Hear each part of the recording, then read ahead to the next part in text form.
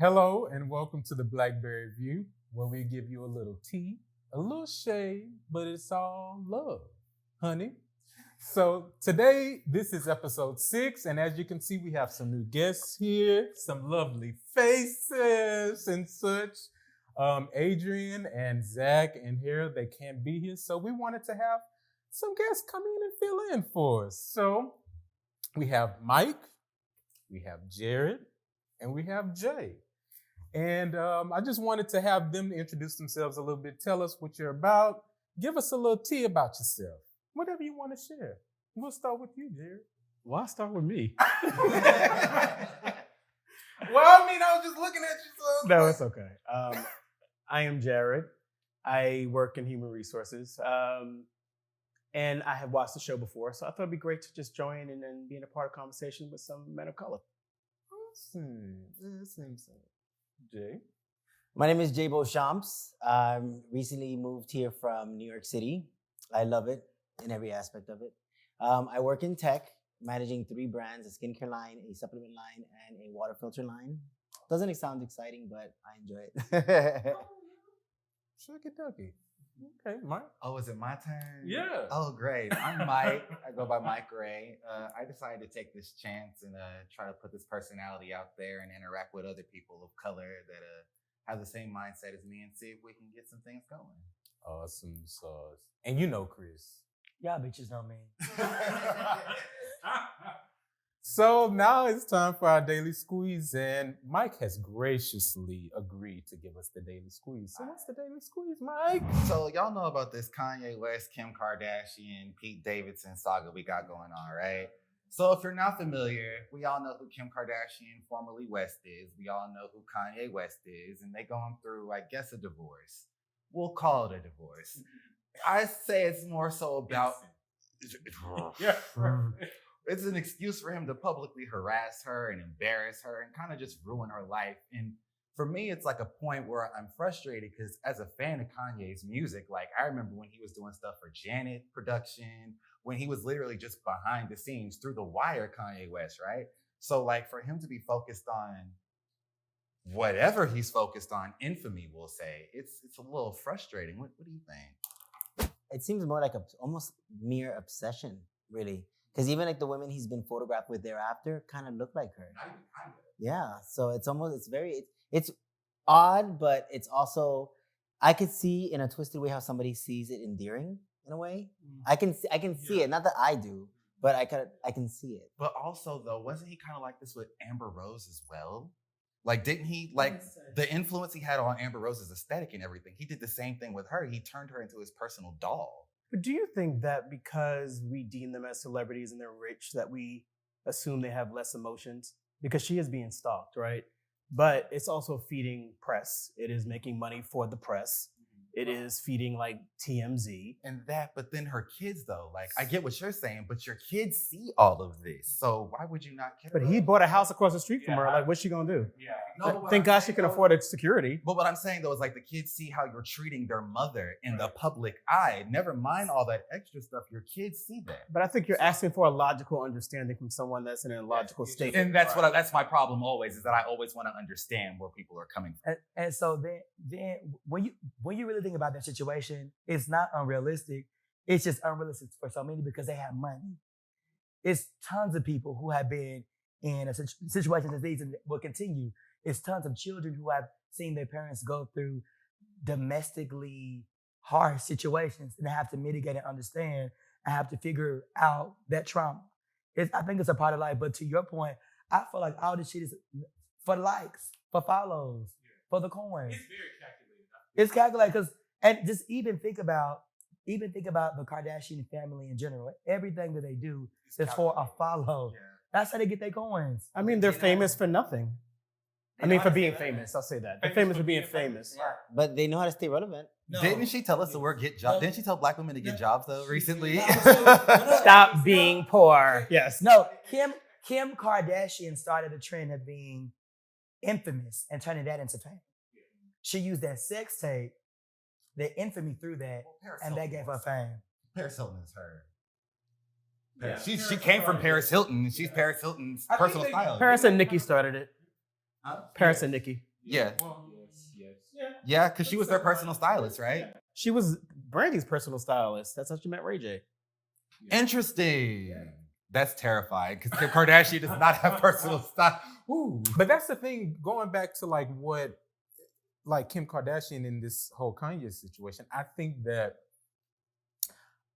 I want to sympathize with her. However, I think she kind of likes it too. I think in a way, subconsciously, I think she likes that this situation with Kanye is like getting so much attention because she gets attention from that too. Well, I'm actually this, and I don't know what the situation is, but have you ever been in love?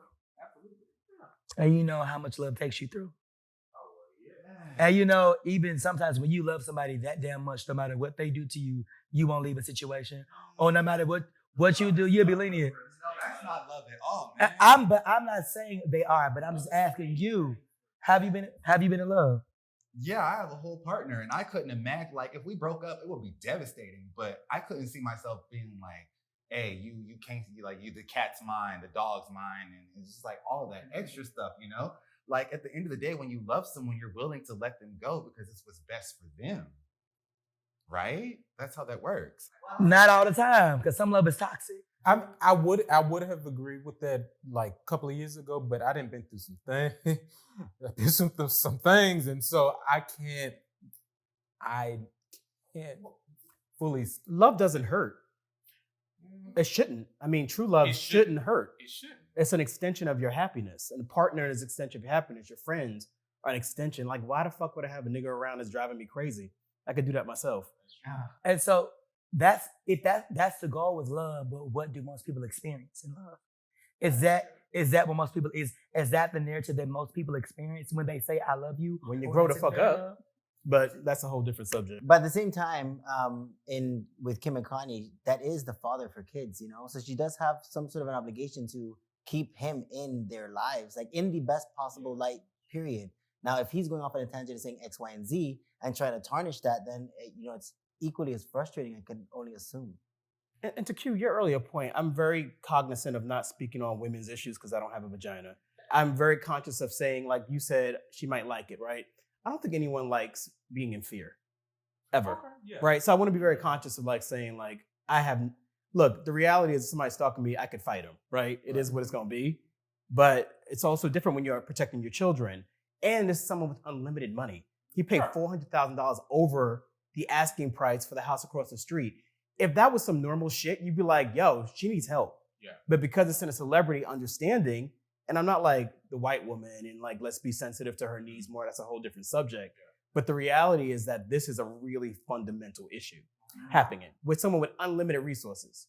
And I agree with that. I would, and maybe like is a strong word in this situation. I think that historically we've known the Kardashians, it's particularly Kim Kardashian, to be like in the public eye. She loves attention, like I think the whole family does. So my statement was kind of in regards to that, where yes, I agree. She's probably fearing for safety of her children, herself. However, I think subconsciously, I think there's still something within her where it feeds some of that. Well, it feeds the narrative. It feeds her in the press because she's not her album ain't dropping or her movie coming out. Right. That's not right. Because I mean, like you said, like she's famous because she's infamous. Right. Infamous because she's infamous. And then too, so a lot of times too, when you've been seen in one light for so long and then you immediately become a victim, that means those people who didn't see it for you then may see it for you now because there's something that they can resonate to. So like what she's going, I'm acknowledging like what she's going through, she's getting a whole new set of followers and a whole new set of following too through it. People to feel bad for her that didn't feel bad for her before. Because I'm exactly one of those people. Because prior I was like, don't nobody care about no Kim Kardashian? Like, who cares? But now I'm like, yo, he is harassing her publicly and nobody cares. Y'all are making light of it. So you're absolutely right. Because before I gave beautiful gowns, now it's like, girl, I'm really concerned. Like, girl, you okay? You know what I'm saying? So what do you feel like what do you feel needs to happen to like remedy that situation? There will be nothing to remedy that because at the end of the day, as a society, we thrive on dramatics, and the culture has made it so that we get excited when people are going through something. Like trauma is what we thrive on. Even the war going on across seas, like people found a way to make jokes about that now because we thrive on that. It's true, yeah. Because I remember I studied communication, and one of the classes that I walked into on the board, it said, "Would you rather hear about the Nobel Peace Prize or a family of 10 that was killed?" Most people raised their hand for the family of 10 that was killed. I had gone through something not too far before that, so I said, "I want to know about the Nobel Peace Prize. I don't want to hear about a family that was slain." And then the teacher, the professor, wrote on the board saying, "If it bleeds, it leads." Because most people want to hear about something that's gruesome or something that's bad or something that's, especially with somebody of prominence, they like to see a rise and a fall. And So so as you're talking, the term clickbait, Yeah. right? Because a lot of times, like even when you if I think about like Twitter, or even if I think about like Snapchat, on someone's Snapchat story, they may post like a nude as one of the photos, and they use it as clickbait to get you to see what they're talking about. So a lot of times, traumatizing situations, things that are outside of the norm or a bit taboo, we are intrigued by it because it's outside the norm. I think trauma is like the great equalizer as well, right? Because you can have money, but you could be poor with a stalker, you could be rich with a stalker. I mean, yeah, it's still a human experience. Trauma is a human experience, so that is the great equalizer. That's interesting. Okay, well, there you have it. The daily squeeze. So we'll take a few minutes to go to commercial, and we come back.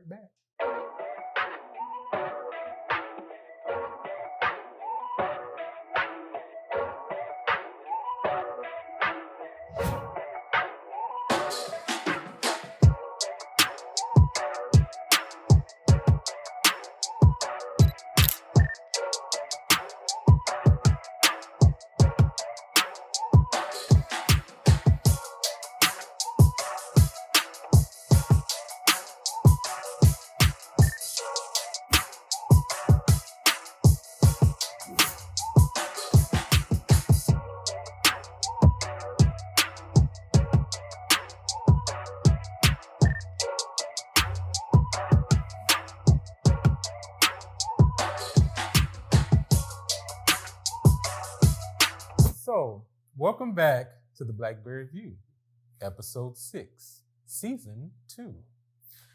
And we're going to segue over into What's the Juice? That's usually my segment, but I'm giving it off to Jay, who's taking a good old drink because he's about to start this segment. And so Jay, what is the juice? Well, speaking of the juice, we're going to be speaking about spring cleaning, actually. So spring cleaning, at least for me, is I actually really got into cleaning when I moved to Dallas, oddly enough. I moved here from New York, and not that I don't clean my house, but it's more so as I would just keep a lot of stuff for no reason. Oh, I'm going to wear it later, or I'll see it, or I'll do something with it, when I get around to it. So now I've actually learned to let go of a lot of stuff, Number one, to get more space for the new. 2, just to reorganize myself, pretty much quarterly, almost every 3 months, just to establish some sort of new rhythm and some flow for that season. So I try to give a new experiences to that season by just really letting go of the old. What about you guys? In terms of spring cleaning, I think that for me personally, I try to actually keep it just not even just spring, but just like regular things. Because as a person who always is in their head about literally everything, I have to clean my thoughts out. Otherwise, I'm going to beat myself up about everything that I do. Whether it's I spent too much money at the club the night before, or I waited too long to pay my phone bill and I don't have it, I will legitimately destroy myself over something as simple as not taking my dog out and she peed on my floor. I will break myself down and feel like there's something wrong with me. I failed myself. I failed my mother. I failed my pet. And it's not just about like the physical stuff of cleaning out that you got to take care of. It's the mental stuff. Because if you don't cleanse all of it, mind, body, spirit, you're going to fall apart, and you're going to fall apart quickly. So that's typically how I handle it. Not just spring cleaning, but like year round, every 3 months cleaning. Yeah. That self-talk can be a lot. It's actually your worst enemy. I think what I've learned for myself, and I'm just learning this now, is that if you don't really have an emotional connection to it, why are we keeping it? And I do that with everything. Like if it's not serving me, it can go. Or if I'm not having constant aha moments, like, oh, I didn't know that, or oh shit, you pushing me, then I don't need it. So that's the cleaning for me.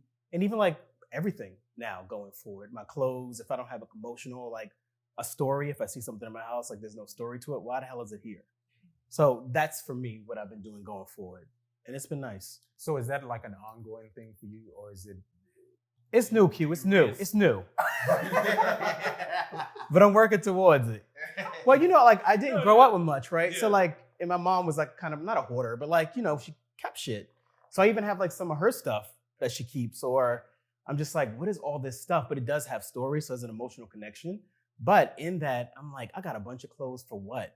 And then, you know, I'm black. So like you go up, you go down. You be like, thighs, big thighs. So I mean, it's like kind of pretty. I don't have that luxury, unfortunately. It'll happen. After 35, it comes. Don't 32 worry. is like 3 weeks away, and nothing has happened yet.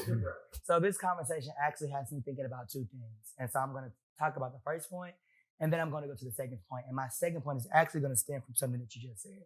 So for me, when I think about spring cleaning, I think about a time of reflection. Because I think about when I'm cleaning my home, I tend to find things that I didn't know were not in place. I tend to find things that I lost. And there's a level of self-reflection that takes place in that process. Well, how did I get this here? Well, how did that get here, right?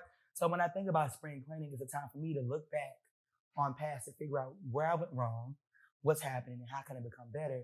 Then I actively make a plan to prioritize what's next. That could be the continuation of something I've done before, or that could be me ending a place where I was in so I can open up for something new. So for me, spring cleaning is about self-reflection, how I can become better. And something that you just said stuck with me. You shared an experience about your mom and how she was a hoarder.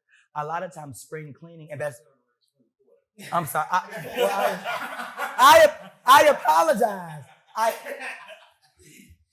Jared's mama. I am sorry, sister. I am sorry.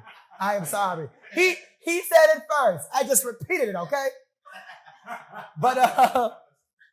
But when you talked about how it's just that how you still have some of your mom's stuff, I thought about baggage and how essential spring cleaning is in terms of getting rid of baggage. Because as we go through life and then talking about trauma, and we're traumatized on the daily as being women of color generally.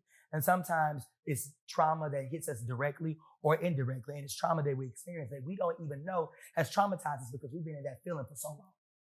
But spring cleaning allows for you to self-reflect, to figure out what that baggage looks like. So you can figure out how to unpack that baggage. So you can make space to pack new things. Well, even metaphorically, when they like in spring, you know, spring is like the rebirth of a lot of things. You know, you see the garden coming back, you see trees starting to get leaves and stuff again. So for me, in a more deeper sense, piggybacking off of what Chris just said, it's more of I've segued more into like a mindset, and my mindset has, at least when I lived in New York, really did change during the seasons because you have to live differently because you do have actual 4 seasons. You know, so for me, I would take each one as a different approach to do something differently, especially every year, because even though the seasons stay the same, I'm trying not to. You know, I'm trying to evolve, I'm trying to learn from mistakes, and I'm trying to make less mistakes as I get older. I think thank you for that. I think what we forget about trauma is that it served us at the time, right? So no one ever no one's born fucked up. That's just not humans, right? Well, some people, but not normal. Yeah. Some people it's innate. So like, as I understand, like if somebody's running around your house with a knife, right? You knock some shit over, you break some vases, and they get out, you're like, ooh, I did good, I survived, right? You're not mad that you broke the vase, you're not mad you flipped the table, right? Well, not really, like, because I'd rather survive than like break some shit up in my house, right? I never thought about it. The reality is that you did what you had to be in that moment, right? To survive. And that's what we carry with us. And then you have to take a conscious moment to unlearn what that trauma is, right? Because it saved you at the time. So like, yeah, this works for me. And then you start dating and people push you and you're like, oh shit, I'm kind of fucked up. Or like, I haven't pushed myself enough. Or like, my friends are falling off because I'm growing. So all that to say, there's so many understandings of like what spring is and what restarting truly is. because trauma is a part of your DNA and it's not something that goes away. You have to kind of dance with it. But the key is leading the dance. I have a question then. Would you consider trauma a safety net for most people? Absolutely. Because you always revert, but like you just said, you kind of revert back to what It's all saved you you know, or it's your what got DNA. you. Right. Yeah. So I'm iffy. Just because that, granted, a lot of times we all go through traumatizing experience and there's a level of resilience that it takes to get over your trauma. But everybody doesn't get over the trauma. So for some people, trauma does not save them. Trauma keeps them where they are. Well, I'm not saying it's saving you. I'm saying it's what's familiar to you. Well, no, I was responding to his question. well, safety net is in familiarity, as in you will fall back into it always. Well, getting back into that, like that's what like spring for me is like you have to spring forward. At some point, you have to ask yourself what doesn't, like what he said, what doesn't serve you, and what you can do differently to make sure that, because we all have relationships, you know, it's life. We all have relationships with negative things, and most of us know how to handle negative things very well. But when it comes to something positive, we either question it, or we're worried about it, or we tread lightly on it. Like, why are you here? Like, what is this? When you gonna drop the other Do I shoe? deserve this? Even Yo, sometimes? mainly is do I deserve this? Because I have not been seen that I do. Then that goes back to you feeling like you don't have the self-worth, questioning like I said earlier, questioning everything, because when something positive happens, you're so used to the negativity that you're like, I don't deserve this. I don't know how I got this far. Example, I'm in a relationship now and often I question, how did I get here? Because I'm so happy. I'm so in love, but everything I did before shouldn't have gotten me here. So I actually have a question for each one of you. Since it's spring, and we have this topic at hand, what is something that you are going to clean out?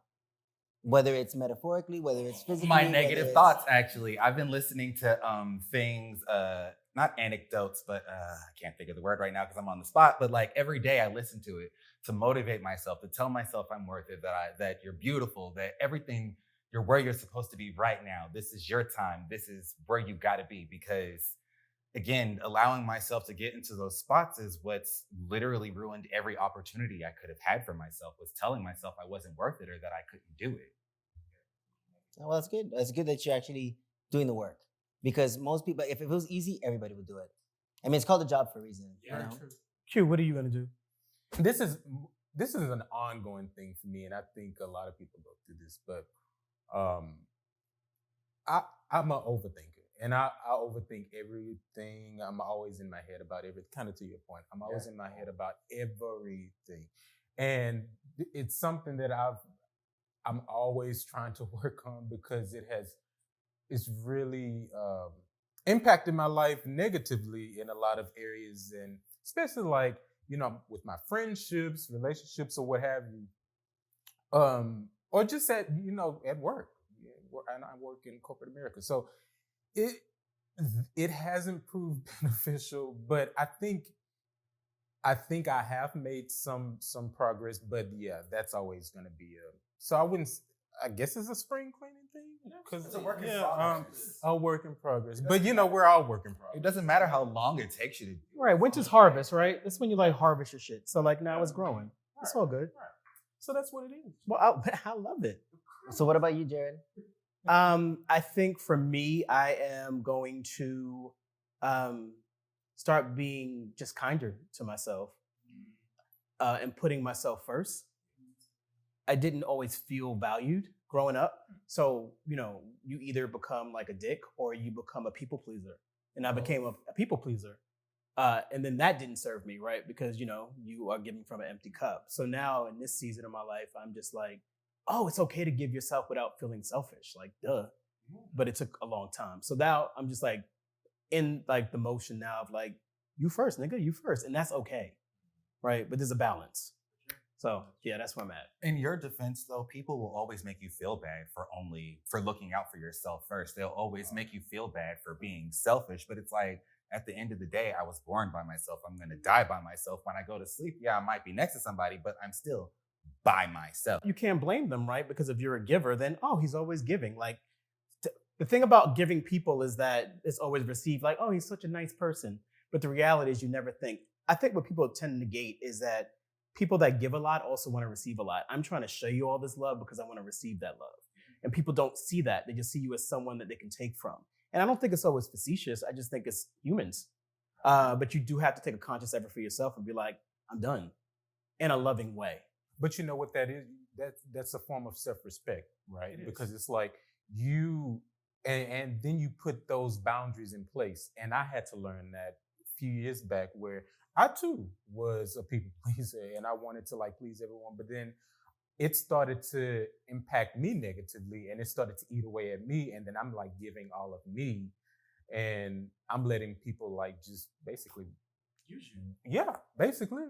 And so I had to get to a point where I put myself first, and I had placed boundaries for myself.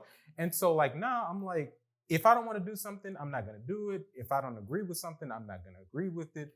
And if someone crosses my boundary, then there are consequences to those to crossing those boundaries. So it's to going back to what you said, yeah, it's definitely a form of self-respect, which is definitely a maturity growth thing. It also plays in like to being a man of color, right? Because queer or not, it's like you should be able to dictate your own life and why you ain't in charge and all the things. But it's like no one taught me.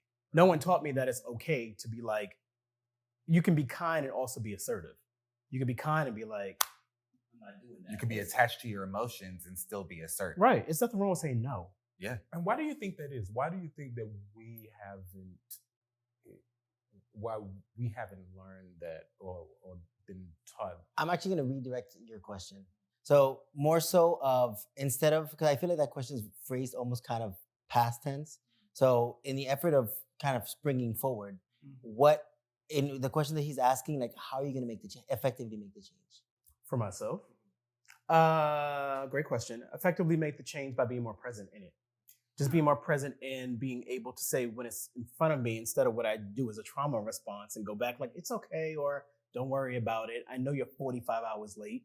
It's more like, no, I'm good because it doesn't serve me. Right. And then also realizing that that's not selfish. Yeah. It's self-full, as they say. Or as I say.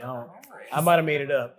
Self-full. I would say, I think for me, the thing that or the things, plural, that I will be cleaning out this season are going to be my relationships. For me, I am literally and figuratively in the season of taking a shovel and digging holes and uprooting some roots in some of the relationships that I have. You have to uproot some of the things that you are accustomed to doing, some of the people, some of the places, for you to be able to reach where you want to be. And so for me, I'm in the uprooting stage. So I'm assessing where I am. I'm assessing who I'm around. I am assessing the places that I frequent. And I'm trying to evaluate if they are me and who I want to be, or if they are of who I were. Because the Chris that you see today is not the Chris that I was last year. It was not the Chris that I was a few months ago. So for me, this spring cleaning is literally me uprooting some of the people, places, and things that I haven't been associated with, that haven't been productive, that haven't been moving with momentum, or that haven't been there to support me in where I am at in life, right? And because support looks different for different people in different stages of life, because we're either evolving. So with my change, I just want to make sure that I am surrounded by the things that are going to be impactful, and my transition to be the best Chris. To piggyback off of what he said, I'm pretty much in the same stage. I just came off of pretty much uprooting, my friend circle, because I've only been here for, a limited amount of time. And New York actually pretty much beefed me up. I was kind of shy. So New York actually, it really, really will. You either sink or you swim there. There's no treading water. So I now really, before I used to hide in the face of oppression, now I'll just stand in front of it, because I've done the work for myself to understand who I am and what I can bring to the table, whether it's a relationship, whether it's a friendship, whether it's a stranger passing by on the street, So I always want to treat people with respect. I will always be truthful, even if it's something that before I used to be ashamed about. But if it is the truth, it is what it is. Yeah, and we as gay men are like taught to kind of lie, right? It's like, well, yeah. I mean, yeah, call a thing, right? We are like, you got to be this thing. And then now like, you got to have this body to be in a certain place. Like all these things start to come and you're like, what the fuck is all this? Like no one sees me. And then we wonder why there's all these beautiful men with no partners, right? Because no one is taking the time to actually get to know a human. Yeah. Like they were like, oh, he fine. That is great. But I promise you, I've dated the finest nigga that wore me out. So it's not even about, well, It wasn't you. Story for another time. But my point being is that it's not even about that. It's really about being able to connect with a human. Because the reality is, we as gay men forget we're all gonna be old. Even like the finest nigga you see at the bar, the first thought is, you know, he's 55 though, right? Because it's always about the narrative, right? So a part of it is also letting go and springing out of that as well. Because we talk out of both sides of our mouths as gay men. It's like, I want a partner, but I don't want nothing other than this thing I have in my mind, which does not exist.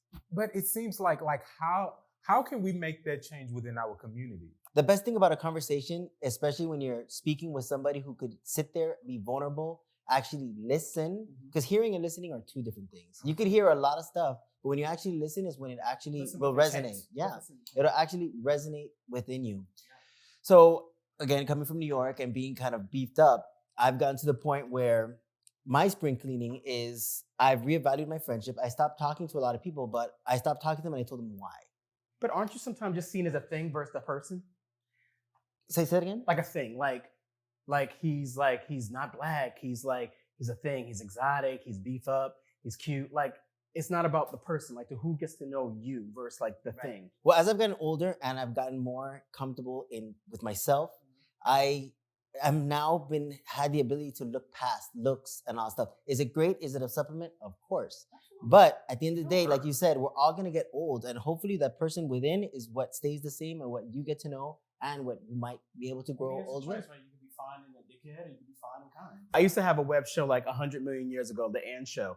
And I was in LA like 3 weeks ago, and I went to the weed spot, and this kid was looking at me, and I was like, oh, he young, he might think I'm cute, okay, you know, because whatever. And then I went over to the CVS, and he was like, hey, can I ask you a question? It's LA. So I was like, here we go. He was like, are you Jared? And I was like, yeah. And he's like, I used to watch your show 1 million years ago. You taught me some things. And I was like, oh my God. Because the reality is you don't know who's watching. You don't know who's digesting. And when I was doing it, like YouTube was like a year old. So all of that was like so new to see gay men that weren't like overly feminine, right? And nothing wrong with that, but that was your scope of what it was. Like, you must be like men on film and all the things, right? But the reality is, like, he was like, very simply, you showed me that you could just be you. And I was like, thank you, bro. So it really is important, much to your point, like, just talk about it. I'll say this last thing though, and I actually mentioned it when I interviewed to be here. Aspire to inspire, because you never know who's watching. And with that, that means just like always be your best person, always present who you can be 100%, because even this opportunity has inspired me to want to go out and interact with other Black gay men and put them on camera and just like see what we can create together, because you never know who can inspire. Sounds like OnlyFans, but I'm here for it. I mean, you know. So and right, because on OnlyFans there's so much more than sex work on OnlyFans. Because I know somebody who provides fitness trainings on OnlyFans. They do tax classes. I know somebody who does like actually leads meditations and stuff. Right. So OnlyFans has created a space for entrepreneurs to get what they need during the times of COVID, so they can be financially successful. You're gonna drop yours? You can follow me at. So basically, Chris saying, get what you need on that OnlyFans, honey. Whatever you want to get it on OnlyFans. You got to use what you got to get what you want. Yeah, you better know it. And speaking of getting, we're going to have to get the going for another commercial break. So we'll be right back.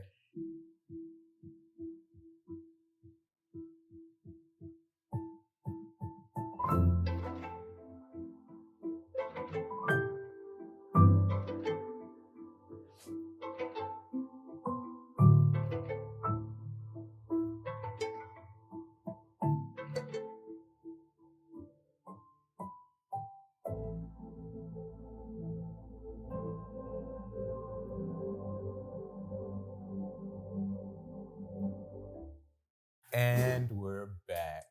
You know, I had to do that. I had to do that Oprah pose. And we're back to the Blackberry View. So now, as we segue on into why those feelings, I'm gonna just let Chris take it, because you know he has to make a whole speech and a whole like announcement about it.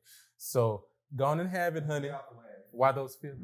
So if you don't know, you finna know, and if you already do, you know what time it is. It's time for your WTF moment. What are those feelings? So today and thus far, we've talked about spring cleaning. We talked a little bit about trauma, and we talked about change. And so if you know me, you know I am in the field of public health, intervention development, and in the business of people. And so one thing that I've learned is one model of theory that I use within my personal life, within my work, that I live by.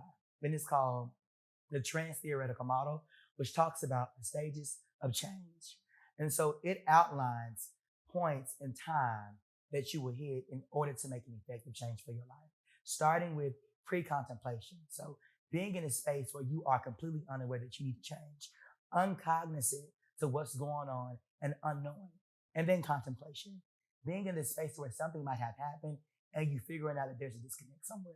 You know, you're not ready to start the change, but it's like maybe something is going on. It's like being in a state of contemplation is being in a state of unsettlement. It's like you just ate something bad and you don't know if it's gas or what's going on, but you know you're sick or something. That's what contemplation feels like. And then going from there, once you figure out that something is wrong, you start to prepare for that change. Preparation. So what are you doing to be impactful within your change? How are you preparing yourself? How are you changing your mindsets, changing your relationships, and changing your networks to facilitate the change that you want to make? And then once you prepare, you are in action. So you eat it, you live in it, you walk in it. How does that look? How does that feel? And how are you evaluating your success? How are you measuring the efficacy of what you said that you were going to do? And then from action, you have maintenance. So I've been motivated, I'm being motivated, I'm doing it, I'm in it, but can I keep doing it? Is it feasible? Does it work? Was it hard along the way? You know, and so going from there, sometimes we also relapse.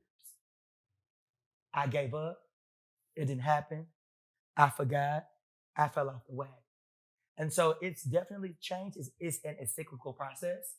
Going through the stages of change from pre-contemplation to contemplation to preparation to action to maintenance and to relapse. So in this moment, I would like for each of my hosts to talk about a change that they would like to make or a change that they made in the past and talk about one of these stages, how they felt at that moment and what they did to either move to the next stage or mitigate them from relapsing. So I'll start.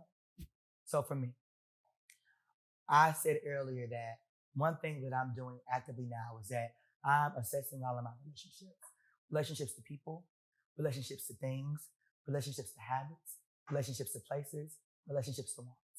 And I'm in a place of contemplation. So I'm trying to assess where I'm at and what that looks like. And so through that assessment, I'm preparing myself to make that change that I'm not ready yet to start to prep for it because I don't know what that change looks like.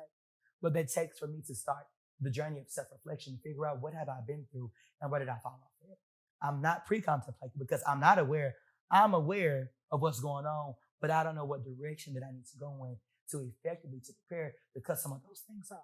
You know, and so for me being in that space, sometimes it's kind of hard for me, especially me working with people and always telling them how to change and giving them tools and motivators for life. And for me to be stuck in this place that I'm at without any insight on how I can effectively move forward. But that often happens to people who provide services to care for people. I can be the best therapist and doctor for you, but when it comes to me, it's like shit, right? So, and as I move forward, I'm just going to be more mindful of learning how to support myself and learning how to connect and reach out to people and resources that can help me move forward. So where I'm at in my contemplation is that I'm ready to go into preparation so I can effectively make a change when it comes to my relationships with things, people, and places. How about some of y'all? Where are y'all at? Where y'all want to go? And what is it going to take to get you there? Well, I'll go next. So I would say my biggest change that I did was when I was 33. 33 for me was a big year, only because it's it's the Jesus year. It's, those numbers. So I knew I wanted to be in the air somewhere because they say the higher you are, the closer to God. So I'm like, I want to be. Normally on my birthday I want to be somewhere, but on my birthday I actually wanted to be flying somewhere, just so I could experience at that time being there. So I've definitely made the change to feed into those things that I want to do for myself. Because when I was 33, I did a program in New York called Momentum.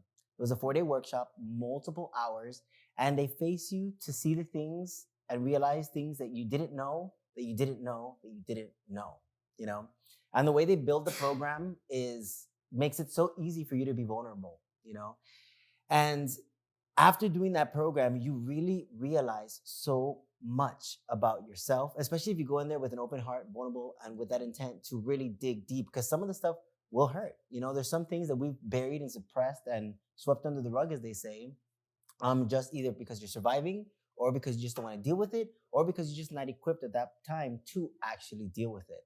So I would say my biggest change is when I did that program, I literally left out of there with more of a sense of who I actually was. Because for 33 years, like him, I was a people pleaser. I was doing everything for somebody else. I was trying to figure them out. I had a wall up the whole time. I would get mad at them if 3 months passed and they couldn't tell me anything about myself. But at the same time, I didn't share anything, and I didn't really realize that I was doing that because I was so good at it. It was just normal to go down that avenue. Yeah, I knew it, but I would just turn it off and be like, okay, whatever. If somebody really wants to get to know me, they'll bust down the walls and, figure it out. But at the same time, I had to take responsibility to understand what I was not doing. Right. And at the same time, there was no way I could be with somebody if I didn't know who I was. I didn't. And it's also about like meeting them where they're at as well, right? Because you want people like bust down your walls, but like where are they at? Right. I'll take it from there. So I think for me is being able to be in the moment of where I was when I made decisions I'm not proud of, and be able to forgive myself because you only know what you know at the time. And then, you look back, you're like, why'd I do this? Why'd I do that? How to end up here? And the reality is you only made decisions with what the information you had at the time. So I am taking more time for myself to be like, you know what? That's what you had. And that's okay. Because the reality is that I have been able to succeed and do amazing fucking shit half vested in myself. I can't imagine who I'd be if I was truly in the game and reflecting on me. Like, I'd be stratosphere. And I think that's a lot of us, because we're all magical and we're all people of color. So we're born with magic, and that's a whole nother subject. But Black magic. Right. But the reality of that is that we are literally conditioned to think that we're less than. Right. And you have to make a conscious effort to surround yourself with people that remind you how amazingly magical you are. Right. And every day it's a choice to be like, I'm fucking the shit. And I've done all this with people hating me, looking at me different, code switching, feeling less than. Like every time we leave a store, even in my 40s, I'm like, I ain't steal nothing, but here we go, please don't go off. And it's like the alarm go off when you leave the store. And the reality is that is the conditioning that we are set up against. And we still go stratosphere. Could you imagine who you would be if none of that existed? And that is the fear of us as people of color, right? So that is now my personal trajectory. Like, fuck it. I'm here to be amazing. And I'm going to be. That's it. Done. And so based on what both of you said, there's something that ties where you are or where you have been and where you want to go. Is that, and Jay, you said it and it stood out to me. And then when Jerry said what he said, I was like, well, they coincide. It was that you all allowed yourself to be vulnerable enough to make that change. So you were vulnerable enough to sit in your feelings, to figure out who you were, to figure out, hey, something is going wrong. And once you allowed yourself to be vulnerable and you assured yourself that it was okay to be vulnerable. I'm gonna say that again. You assured yourself that it's okay. It's okay to be vulnerable. Because only through vulnerability will you allow yourself to see where you've been, and you can create plans to be better. But you have to allow yourself the grace. But let's also be very honest that being vulnerable is not safe, because people utilize it as weak. We're gay men. We deal with other men. And please, when they see prey, we've all been prey. And so when I say vulnerability, I'm saying being vulnerable within self, not how other people view vulnerability, but that's also an issue, because I don't view vulnerability as a weakness. I view it as a strength, because most of us are not vulnerable. It is. It's the ultimate strength, honestly. And right, my mama always said the real antithesis of a man was a man who could show his emotions, because he was vulnerable enough to let people know how he felt, because most men don't do that. To be secure enough. Right. So even in this space, I'm so grateful for this opportunity, because we can have conversations that deconstruct narratives such as that keep us trapped, hidden, and locked. Because honestly, Chris, you're right, because you morph yourself into something that's not even who you are. Exactly. And then you present yourself to a relationship and you're like, I don't even know who I am to be trying to be with you. That's why, like, the question that I always pose myself, especially after that, because I used to be an overthinker. I used to think about things, but then in my heart, I wanted to do something else, and I would confuse myself. And chances are I would go with what I was thinking, which was not even right, really, because there was so many things that I was thinking. But it was a narrative that you were given. But it was more like what I was doing to myself, because I knew better. But I just chose to do this because it was what I was used to, and fuck it. That's pretty much what I said, but in the wrong reasons. I always say this: it's your book to write, it's your autobiography to write, and these are gonna be your fucking stories. And I think what we tend to forget as people is that there's no great autobiography that was full of lessons and learning that was perfect, right? It's about hills and valleys. I survived. All the great ones are like, I did this and I did that. I survived this, I survived that, and I'm here, right? So the reality is that we give ourselves more room to be like, it's okay. Well, and that's what I was just about to say. Like, in regards to what you guys have said, in trying to like, in making efforts in making changes in your life and whatnot, it's still okay for you to fall short. Like we should give ourselves more grace and give ourselves more permission to fail. And that was something that just really, it was profound to me whenever I was back in school. And, and some of you know that I'm a singer. And so when singers, we're always like trying to perfect everything. We're trying to perfect technique and blah, blah, blah. Well, my teacher, he just told me, he was like, it's okay if you fuck up. And he said it just like that. He said, you get on stage, you sing your aria, and if you fuck up, it's okay. It's not the end of the world. It's like you learn from those experiences. And so I tried to pull that into all facets of my life. And so it's like, now, we make, and I'm such a planner too. I'm such a Capricorn. So I plan everything and I want everything to go according to plan. However, things don't always work out like that. So saying all of that to say that, yes, I think we need to be cognizant of the things that we want to change in our lives, and we need to put those things to action, but then also, and give ourselves permission to fall short, to fail, and be cognizant of that. And then you just get back up and you try it again. But you know what else helps in addition to that, and that's actually where I was going to go with my portion, was that transparency is definitely something that we all need to kind of work on just in general. For me, I know that that's the one thing that I've definitely had to be honest with, is like, I don't like to tell the truth because I don't like to hurt feelings. I don't like the reaction of negative responses that I'm going to get. So if I'm talking to somebody and then I meet somebody else, I'm going to just ghost you and not explain myself. Because no, God, no, actually, no. All is well. No, actually, I ran into somebody I ghosted previously, and I apologized to him for just that, because I don't want anyone to ever feel like, what did I do wrong where you couldn't have gave me the attention that you've given that person. But again, back to what I was saying, transparency. It helps when you're honest with yourself and other people, regardless of how it might be taken or what you might feel about it. At the end of the day, being honest with someone is what's going to help you grow as a person. Yeah, that's good. Because lying to yourself, we've been conditioned to lie. As a gay man in general, we're conditioned to be like, no, I'm not gay. No, you ain't see me sucking on his. No, I wasn't looking at gay porn. I don't know where that picture came from, Mom. It falls into everything. It falls to like sexuality, what you prefer sexually, and then the role you're supposed to play when you are preferredly sexually. Because transparency. So if you're a top, you can't be sensitive, right? Or if you're a bottom, you can't be aggressive. Or you have to be a top or a bottom. Or you got to be a top, or you got or you can't be a soft top. Okay. Check. No.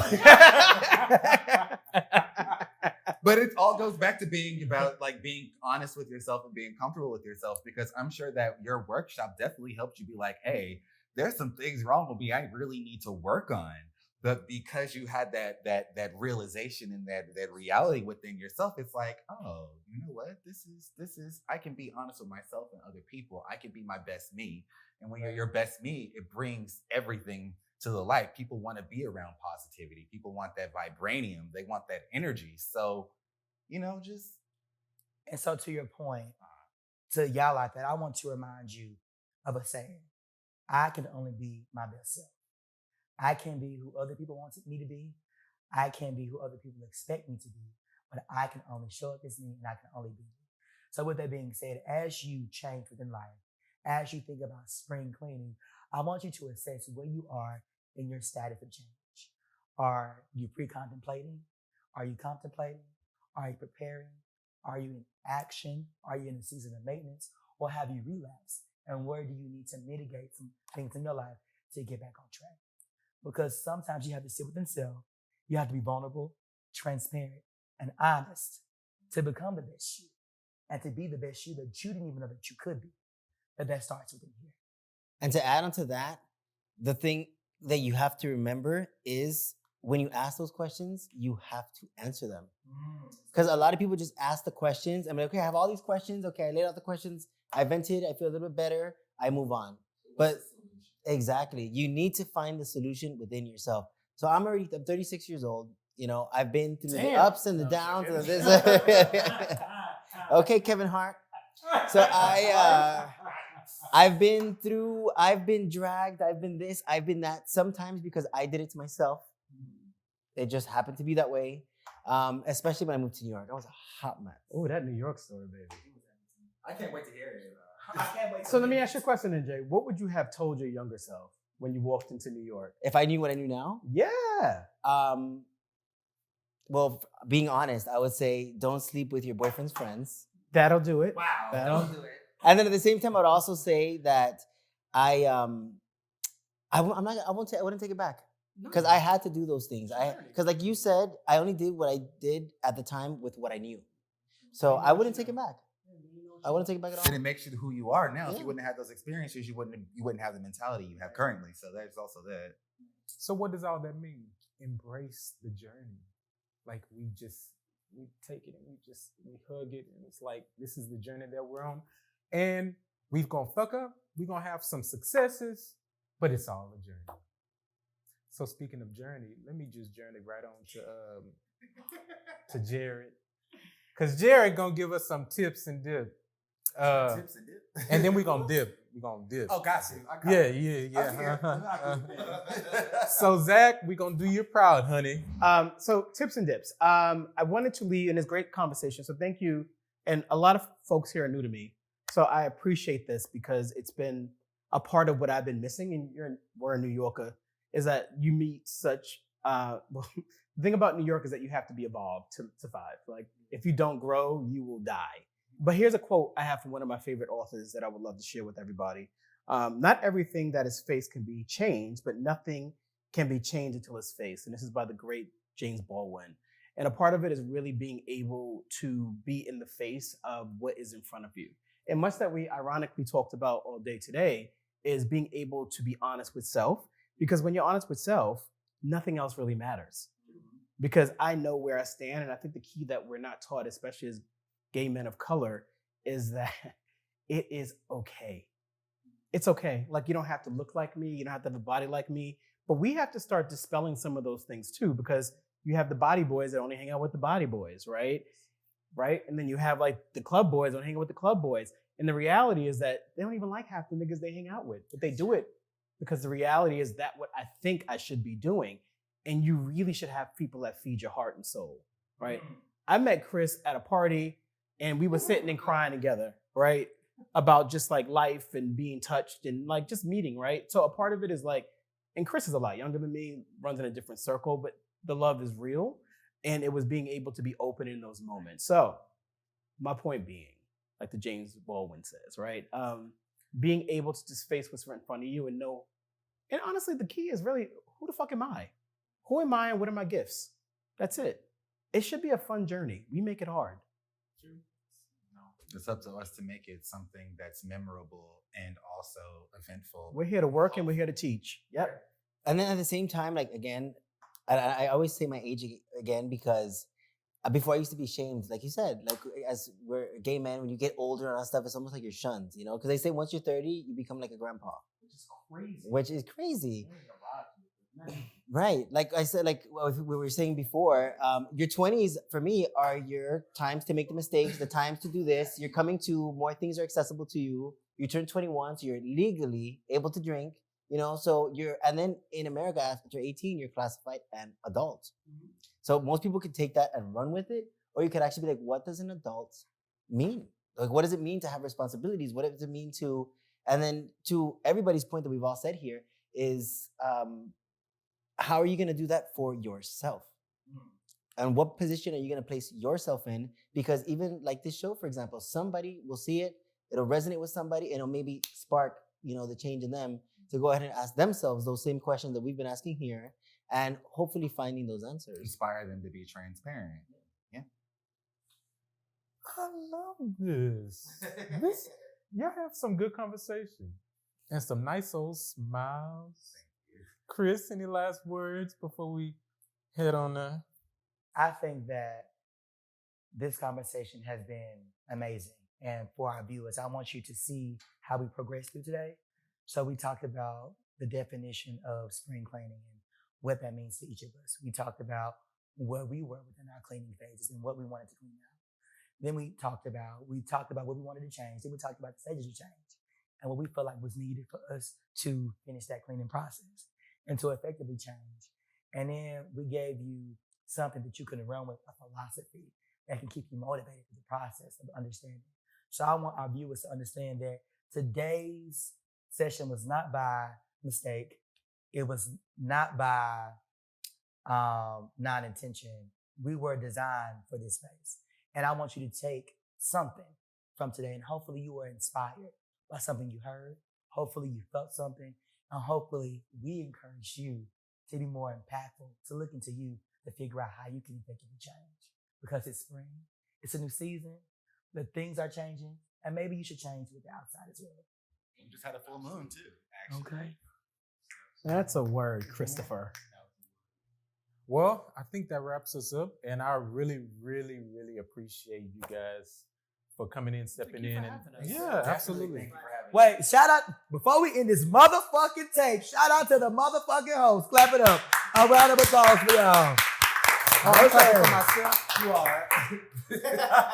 And I was just like, yeah. Joy Bain. We'll be gold, Yeah, exactly right. An amazing shout out to our producer, Chris, and then to our cameraman. Thanks, guys. So we appreciate y'all. Even if you're not here, shouts out to Adrian, Zach, and Harold. Based off them, your contracts are now pending because they're coming for your spots. And I will be issuing reviews. But I'm gonna put a good word in for y'all to, you know. But I don't want to rap until I just acknowledge. I love your hair, by the way. Thank you. I love the green child. I wish I could do it. You can. Well, I did do blonde before. I got you. I had a whole cosmetology license, friend. We'll figure it out. Okay, well, There we go. see, so you may see me with some blue hair one day. Baby, Blackberry, if you turn beauty shop, I love it. Monkey bread. Oh!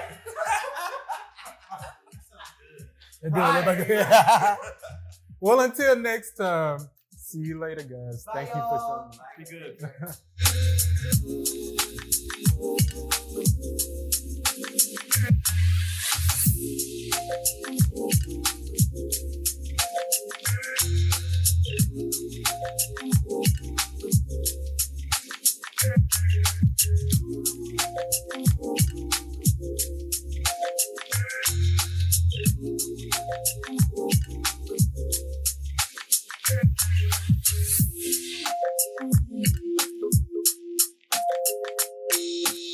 Hey y'all, it is season 2 of the